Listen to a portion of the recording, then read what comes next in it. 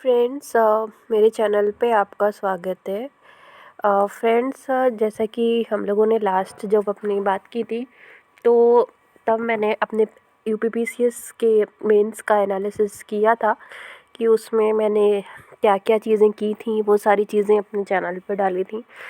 तो अभी मैं बताती हूँ कि लास्ट 2 मंथ से मैं क्या कर रही हूँ, क्योंकि पेपर हमारा अक्टूबर में हुआ था एंड अक्टूबर के बाद से मेरे पास पूरा नवंबर एंड दिसंबर, पूरा अक्टूबर एंड नवंबर था और अभी दिसंबर के 9 दिन हुए हैं। सो बेसिकली 2 महीने हो चुके हैं। अगर ये 2 महीने हमारे मेन से पहले होते तो हमारे पास काफ़ी फोकस्ड रहकर पढ़ने का टाइम होता है, लेकिन जब ये 2 महीने पूरे पूरे मेंस के बाद हुए हैं तो मैंने क्या किया वो मैं बताती हूँ। जैसे मैंने एक पीईटी का पेपर था वो दिया था 16 अक्टूबर को वो दिया था। इसके अलावा मेरा एक फ्रीलांस का प्रोजेक्ट था, उसको मैंने किया। इसके अलावा दिवाली थी, तो ये अक्टूबर का कुल जमा ये था। इसके अलावा मैंने सिर्फ़ और सिर्फ स्मार्टफ़ोन में अपने टाइम को व्यतीत किया, वीडियो देखना एंड कहीं टेलीग्राम पे या व्हाट्सएप पे चैट वगैरह, ये सब चीज़ों में अपना जो समय है ये काफ़ी ज़्यादा मैंने वेस्ट किया। फिर उसके बाद आता है नवंबर। नवंबर में मैं एक यहाँ पे लोकल कोचिंग है वहाँ पे मैं गई, तो वहाँ पे एक जो मेरे यहाँ जो सर हैं उनसे मैंने बातचीत की, तो उन्होंने मुझे कुछ एसेज वगैरह लिखवाए। मेरा एथिक्स को मैंने नोट्स बनाया, उसके आंसर राइटिंग करी एथिक्स की। इसके अलावा सोशल इश्यूज़ के मैंने कुछ नोट्स वगैरह सोशल इश्यूज़ को देखा, लेकिन अभी इसके नोट्स मेरे पूरे नहीं हो पाए हैं। आंसर राइटिंग मैंने कुछ की एथिक्स की, जैसे मैंने बताया। और यही लोकल कोचिंग में एक सुपर 40 करके प्रोग्राम होता है, उसके लिए कुछ टेस्ट वगैरह दिए मैंने, जिसमें मुझे मेरा सिलेक्शन हो गया। तो ये एक जो था मेरा नवंबर का लेखा जोखा था। फिर उसके बाद दिसंबर आया है। दिसंबर में अभी 9 दिन जा चुके हैं और मेरा वापस से ये अक्टूबर वाला अनप्रोडक्टिव लूप मुझे वापस से दिख रहा है। नवंबर में मैंने एक बहुत अच्छा तो नहीं कह सकते, लेकिन एक ठीक ठाक, मतलब एक एक्सटर्नल फैक्टर के चलते ही सही कुछ ना कुछ किया। लेकिन दिसंबर में जो मैंने सोचा कि मैं अपने आप से चीज़ों को करूँगी, और मैंने लाइब्रेरी जॉइन की, पर मैं लाइब्रेरी नहीं गई, घर में ही सोचा करूँगी। तो मेरे अंदर ये काफ़ी ज़्यादा एक जो प्रोक्रेस्टिनेशन वाली चीज़ है, ये बहुत ज़्यादा ही दिखे मुझे, मतलब मेरे अंदर इस समय है। अब नेक्स्ट एग्ज़ाम जो मुझे देना है वो यूपीएससी देना है, जो अब अगर हम देखें तो 6th महीने बचे हैं। तो जो बिगेस्ट डिस्ट्रैक्शन अभी के दौर में है वो है स्मार्टफ़ोन है। स्मार्टफ़ोन जब हम यूज़ करते हैं तो हम देखते हैं, सोशल मीडिया पे जाते हैं, दूसरे लोग क्या कर रहे हैं क्या नहीं कर रहे हैं, तो उनके जीवन में हम झांकते हैं या सोचते हैं कि कुछ हम भी ऐसा पोस्ट करते हैं जिससे हमको थोड़ा-सा कोई मतलब लाइक करे, ये सब चीज़ें होती हैं। तो ये कहीं न कहीं हमें हमारी सेल्फ़ कॉन्फिडेंस को गिराता है।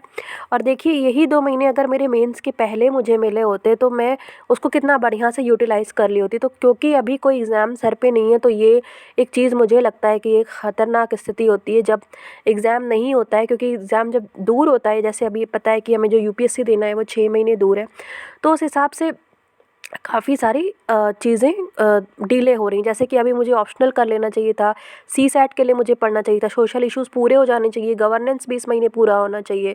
डिस्पाइट द फैक्ट कि ये मेरे लिए डू और डाइंग सिचुएशन है, मुझे पता है कि मैं इससे ज़्यादा डिले नहीं कर सकती हूँ। मुझे अपनी चीज़ों को पढ़ना चाहिए। इन चीज़ों को जानते हुए भी मैं अपनी चीज़ों को एक तरह से प्रोक्रेस्टिनेशन के लूप में लेके जा रही हूँ। और ये कहीं न कहीं मुझे ऐसा लगता है कि सेंस ऑफ अर्जेंसी की काफ़ी आदत हो गई है। एग्ज़ाम आएगा तभी पढ़ेंगे, एग्ज़ाम होता है तभी पूरा फ़ोकस हो पाता है। कुछ इस तरह की थिंकिंग हो गई है, और उसके बीच में जब तक एग्ज़ाम नहीं होता है तो काफ़ी सारी चीज़ें एक्स्ट्रा में हम लेके आ जाते हैं। वैसे अब जैसे कि जब मेरा पेपर था तो मैं बिल्कुल भी स्मार्टफ़ोन बहुत कम चला रही थी और केवल एग्ज़ाम रिलेटेड चीज़ें कर रही थी। लेकिन अब तो मैंने उसको काफ़ी ज़्यादा चलाया इधर। तो मुझे अपने लिए ये चीज़ समझ में आती है कि एक तो मतलब थोड़ा-सा इस तरह का कुछ डेडलाइन शॉर्ट बनानी चाहिए कि इतने दिन में, जैसे एग्ज़ाम में होता है कि भाई हमें शाम के टाइम पे इतना डेट फ़िक्स है। मान लीजिए मेरी डेट 27 तारीख को फ़िक्स है एग्ज़ाम की, तो मुझे 27 तक मेरा सिलेबस पूरा हो, नहीं पूरा हो, तभी हमें करना है। लेकिन अभी की क्या है कि हम बड़े आराम-आराम से चीज़ें कर रहे हैं। जैसे कि मुझे अपने सोशल इश्यूज़ कब ख़त्म कर लेना चाहिए था, नवंबर में ख़त्म कर लेना चाहिए था। डिस्पाइट दैट मैं उसे अभी तक खींच के ले जा रही हूँ, क्योंकि मुझे ऐसा लगता है वो शायद उतने अच्छे नोट्स में नहीं बने हैं और कोई सेंस ऑफ अर्जेंसी भी नहीं है। तो ये जो सेंस ऑफ अर्जेंसी होती है ये बहुत ज़्यादा ज़रूरी होती है। उसके बिना इतना बड़ा सिलेबस को कवर करना, और दूसरी चीज़ होती है परफेक्शनिज़्म। हमारे नोट्स कभी भी परफेक्ट नहीं बनेंगे, हमें हमेशा ही एक तरह से चीज़ों को जल्दी से आगे बढ़ने की कोशिश करनी चाहिए। मतलब ठीक है, जो एक एक कहावत होती है कि done is better than perfect, जो डन होता है वो परफेक्ट से बेटर होता है।